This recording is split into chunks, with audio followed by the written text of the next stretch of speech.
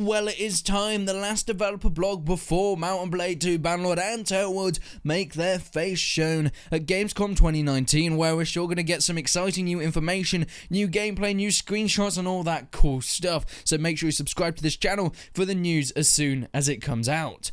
But without further ado, let's talk about what we can expect. And my god, there are some sneaky things in this developer blog. Quickly before I get into the video, make sure you check the links out into the description to go into Aniba Games. You can get some great deals on pretty much any game. I mean, Kingdom Come Delivered is £17 and it's like 40 quid on Steam, so it's sort of a no-brainer. All the Total War games, pretty much any Steam games, but not even just Steam games. Any platform, Xbox, PS4, whatever. You can click the links in the description and support the channel. I mean, Mount and Blade, the full collection is like £3 and that's got everything in, so I mean, you might as well. Make sure you go and use code RESONANT to get a 3% discount. Links in the description, and if you register now, which you don't have to, but you can, you also get another euro off it. So that's something you can do if you have the time and want to support the channel. Now, we have seen at various conventions Mount and Blade 2 Bannerlords in the past, in 2016, 2015, 2017, 2018, at E3 and Gamescom. We've seen single player, we've seen multiplayer, we've even just recently seen the closed beta stuff and so many screenshots and bits of news. But this time in Gamescom, there's going to be areas where you're going to be able to play Mount and Blade, not just as business and journalists, but also as public areas, meaning that anyone with a ticket, which means all you lot, can go and play both of the game parts. There'll be two different bits, including single player and multiplayer, that you'll be able to get your hands on depending on which one you prefer. Now, there is a sentence in this developer blog which I think is very exciting. It says, "Our preparations have been going well, and we're really excited to be able to show the game in somewhat its entirety."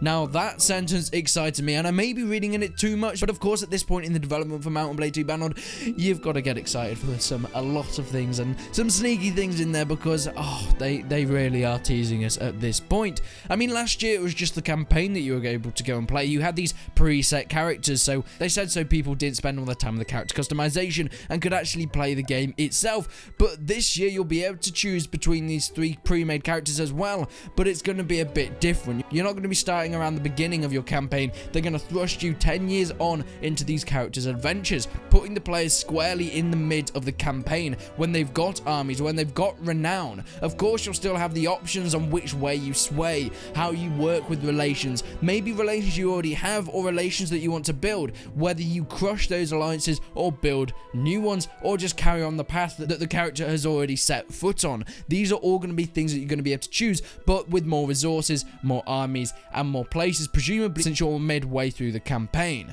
At this point, can someone just be my sugar daddy, please, and take me to Gamescom? Because I am going to be sitting at home just refreshing the Mount and Blade 2 Bannerlords Twitter, ready to see every single bit of information, because I can't go because I'm a little poor boy. They want to put emphasis more on the larger scale though. There's going to be epic battles and sieges that you're going to be able to play. So I'm really hoping we're actually going to go and see these sieges and these battles more in the single player and how it transitions. We heard about the bombardment phase in the last developer blog, which is actually the last video I put up on the channel. So if you want to go and check that out, make sure you do. But that we found out that there's actually a lot of transitions and similarities from the overhead world and how it sort of relates into the assault phase of each battle, going in and actually playing it. In the public area, you're going to be able to play the multiplayer, which we have seen before, and this is the captain mode. Now, people were actually able to play the captain mode before, but I think this was more journalists, but now anyone that has a ticket for Gamescom can go and play this captain mode. Of course, the captain mode has had many developer blogs on it.